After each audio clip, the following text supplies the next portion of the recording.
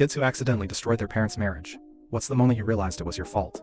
I was 14 when my parents split, and for years I told myself it was just adult stuff I couldn't have controlled. But when I was 22, my mom drunkenly told me the truth, and it hit me like a truck. It was my fault. Not on purpose, but my actions were the domino that toppled the whole chain. It started with my dad working a ton. He was in construction, and during summer he'd leave before I woke up and come home when it was dark. Mom stayed home, but we didn't have the closest relationship. I was an only child, kind of introverted, and spent a lot of time in my room. One Saturday, Dad was supposed to take me to the batting cages, but he got called into work last minute. I was upset. I had been looking forward to it all week, so I decided to be petty and not talk to him for the rest of the day. Later that night, Mom told me she'd take me instead. We drove there, but she missed the exit, and said she'd just grab us ice cream instead. We sat in the car, parked outside the shop, eating in silence until this guy walked up, tall, in a leather jacket. Clearly familiar to her. They talked. Not flirty exactly, but too comfortable. I remember being annoyed because I just wanted to go home, but she kept talking to him for at least 20 minutes. I sulked in the back seat, eating my ice cream until it was just soup. When we got home, Dad was in the kitchen. Mom casually mentioned running into an old friend at the ice cream shop. I, in my teenage bitterness, rolled my eyes and blurted, "Yeah, she talked to him for like forever instead of taking me to the cages like he promised." The room went quiet. Dad asked her who it was. She hesitated before saying his name. I didn't think anything of it. I just grabbed my backpack and went to my room. That night, I heard them arguing. Loud. My parents weren't the yelling type, so it stuck with me. Over the next few weeks, things got weird. Dad was suddenly home a lot more, but he was quieter. Mom seemed defensive, snapping at small things. They stopped eating dinner together. One evening, I overheard a fight in the garage. I heard Dad say, "You said you blocked his number. Were you lying?" And Mom say, "It was just a conversation. If you trusted me, it wouldn't matter." Fast forward 2 months, Dad sat me down and told me he and Mom were separating. I cried, thinking it was my fault for not being more grateful, or for being a brat about missing the cages. He assured me it wasn't because of me. I believed that for years. Until that night, when I was 22. Mom had a few glasses of wine and started talking about how fast things can fall apart. She said, "You know, if you hadn't told your dad about me running into Mark that night, maybe we'd still be married." I froze. She kept going. "He always had trust issues, but hearing it from you, in that way, it made him think there was more to it. He dug and dug until there was nothing left between us." That's when I realized the whole chain started because I mentioned the guy, just trying to needle Dad for missing our plans. I hadn't even known there was history between them. I asked her who Mark was. She said he was her high school boyfriend, the one who got away, and that they'd reconnected a year before the split. According to her, nothing physical had happened until after the divorce, but they'd been emotionally close before. I didn't sleep that night. All I could think about was how one sarcastic comment I made in the heat of teenage pettiness had cracked open something my dad had been holding together with duct tape. Now I know their marriage probably wasn't as solid as I thought. But still, if I just kept my mouth shut, maybe things would have dragged on for years. Maybe they would have worked it out. Or maybe I just sped up the inevitable. Either way, that's the night I realized my parents' divorce had my fingerprints all over it. I won the lottery and disappeared. Now my family is hunting me down. 3 months ago, I was a broke 28-year-old working at a car wash. I rented a studio with a leaking ceiling, my bank account balance hovered in the double digits, and my emergency fund was just a jar of loose change. Then, I bought a scratch-off ticket on my lunch break. 10 minutes later, I was standing in the bathroom at work, staring at a winning ticket worth $4.7 million. I didn't scream, I didn't tell a soul. My whole life, I'd heard about lottery winners whose families turned on them, strangers came crawling out of the woodwork, and entire lives got ripped apart. So I made a decision instantly. No one would know. That night, I told my boss I had the flu and wouldn't be in for the week. The next morning, I drove to the lottery office, claimed the prize anonymously, state law allowed it, and deposited the check. By day 3, I'd cleared my apartment, shut off my phone, and left town. I didn't even tell my best friend. I got a new number, bought a modest house 3 states over, paid cash for a used car. I thought I was safe. Then the messages started. The first was from my sister. "We know, call me." I didn't. Then my mom. "If you think you can hide, you're wrong. This family has been there for you. Don't be selfish." My cousin texted, "We're coming." That's when the paranoia set in. I started noticing cars idling near my street that weren't there before. My mailbox had been opened twice without mail being taken. One night, there was a knock at my door. I froze. Through the peephole, I saw my brother. He was smiling, holding 2 coffees like this was a friendly visit. I didn't open the door. He knocked again, harder. "Come on, we just want to talk. We're not mad." I stayed silent until he left. The next morning, I found a note under my door in his handwriting. "You can't run from family." I'm not exaggerating when I say I haven't slept through the night since. I put up cameras, but they only make me more anxious. Seeing shadows pass by at 3 a.m., catching glimpses of license plates I don't recognize. I hired a lawyer to send a formal cease and desist, but that only made things worse. My mom sent me a voicemail crying, saying I was breaking her heart and tearing the family apart. My uncle called me ungrateful and said I owed them for all the years they supported me. The truth is, they never supported me. They borrowed money I never got back. They forgot my birthday. They mocked me for not having a real career. But now that I have millions, suddenly I'm part of the family again. I've had to move once already because they found my address. I don't know how. Maybe social media slip-ups, maybe private investigators. Every time I think about reaching out, I remember the way my brother pounded on my door that night. The way my cousin's text wasn't a question, but a promise. I didn't disappear because I don't love them. I disappeared because money changes people, and I've seen enough to know they'd bleed me dry. I'm writing this now from a hotel 2 hours from my house. I'm not going back tonight. There was another car outside yesterday, one I didn't recognize. I won the lottery, but I'm not free. I'm hunted. And I don't think it's going to stop. I exposed my racist teacher. Now the school is covering it up.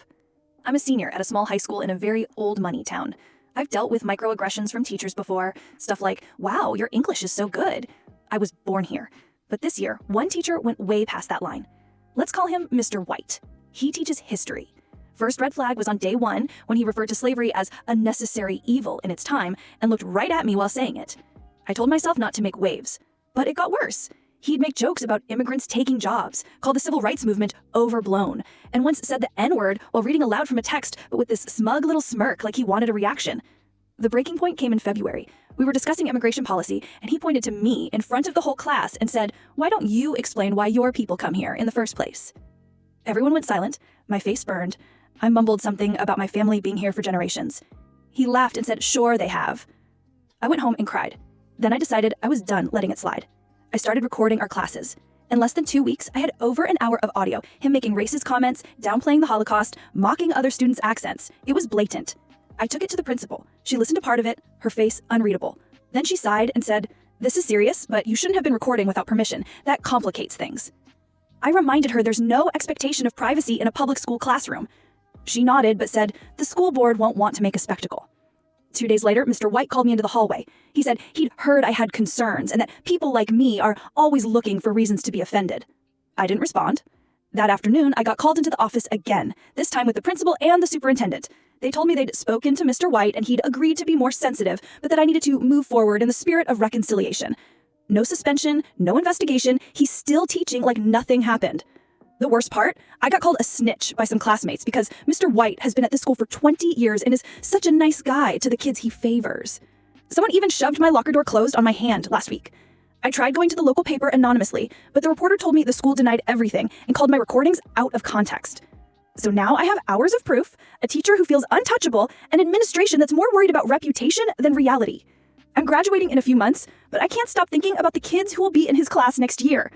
My girlfriend secretly enlisted me in the military. It saved my life. This happened 6 years ago, but I still don't know if I should be furious or grateful. Back then, I was drifting. I dropped out of college, worked part-time at a hardware store, spent the rest of my time drinking or playing video games. I wasn't depressed exactly, but I had zero direction. My girlfriend, Emma, was the opposite. Ambitious, disciplined, and a little scary when she set her mind to something. One night, she asked, "If you could do anything for the next 4 years, what would you do?" I shrugged. She pressed. I said something half-joking like, "Maybe join the army, get in shape, get paid." She didn't laugh. She just said, "Interesting." 2 weeks later, she told me we were going to a career fair. We got in her car, and 40 minutes later, we were standing in a recruitment office. I thought it was a joke. She handed the recruiter a folder. Inside was my birth certificate, social security card, high school transcript, and some forms already filled out in my handwriting. She'd swiped old documents from my desk and copied my signature from a birthday card. "Just talk to him," she said. I should have walked out.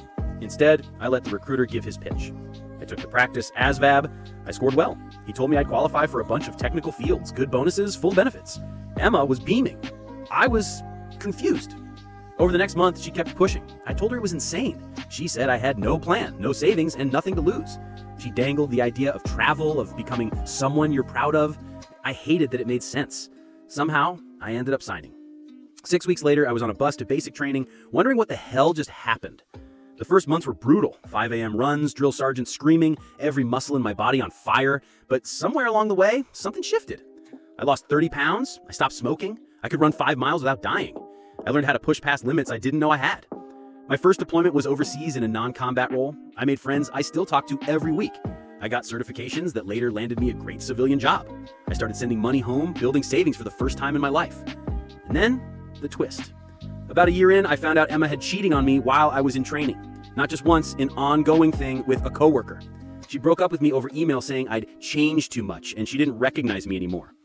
At first, I was devastated. But then I realized, without her shady, manipulative stunt, I'd still be sitting in my crappy apartment, drinking cheap beer, waiting for life to happen. Her betrayal stung, but it freed me. I re-enlisted for another 4 years. I traveled to 5 countries, learned a foreign language, and came home with a career path and a version of myself I never thought I'd be. To this day, I don't know if what she did was love, control, or some twisted mix of both, but it saved my life. And I'll never, ever let anyone else make a decision like that for me again. A stranger at the gym ruined my life. Now, I'll never step foot in one again. This happened last year, and even writing about it now makes my hands shake. I've been going to my local gym for about 6 months, mostly to work off pandemic weight and to clear my head after work. I'm not some fitness influencer. I stuck to the treadmill, a few machines, and left. Same time every night, 6:30. That routine is what got me noticed. One Tuesday, I was mid-run when a guy I'd never seen before took the treadmill next to mine. Tall, maybe mid-30s, wearing all black. He didn't make small talk, which I appreciated, but I caught him glancing at my screen a couple of times. I figured he was just comparing speeds like people do.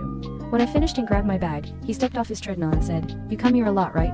I gave a polite, "Yeah," then went to wipe down my machine. He smiled, too much eye contact, and said, "I'll see you tomorrow." I didn't think much of it until tomorrow came, and he was already there when I arrived, on the same treadmill, just waiting. He waved me over like we were friends. I ignored it and went to the bikes instead. That's when it started. Every time I changed machines, he'd change too.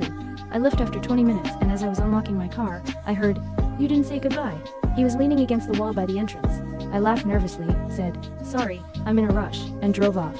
The next few weeks were unnerving. He was at the gym almost every time I went, and I started seeing his car, a dented silver Honda parked near mine. Sometimes at the grocery store too, even though it was on the other side of town from the gym. One night, I was walking to my car when he appeared from behind a truck and said, "I like that you're a creature of habit." That was it for me. I went home and told my roommate. She convinced me to talk to the gym manager. The manager said they'd keep an eye out, but when I came in the next day, the guy was still there smirking. I quit the gym, figured that was the end of it. It wasn't. A week later, my phone rang from an unknown number. I answered, "Mistake. Why'd you stop coming?" he asked. I hung up immediately and blocked the number, but he started contacting me through Instagram. New accounts every time I blocked one. Messages like, "You run at 6.5 miles per hour for 20 minutes. That's impressive. Your roommate has a red Honda, right? I know you don't like calls, but we should talk." I called the police. They said unless he made a direct threat, or I had proof of him physically following me, they couldn't do much. I started parking in different places, changing my grocery schedule, avoiding anywhere I thought he might be. Then came the night I woke up at 2 a.m. to my dog, barking like crazy. I looked outside and saw that dented silver Honda idling across the street. I called 911. By the time officers arrived, the car was gone. They took a report but again said there wasn't much they could do. I stayed with my parents for 2 months, changed my phone number, deleted my socials, got pepper spray, haven't been back to that gym, or any gym, since. People tell me I shouldn't let him win. But that stranger took away my sense of safety, and once that's gone, you can't really get it back. Now I work out at home. It's not about convenience anymore, it's about control. Because at least here, the only person watching me is me.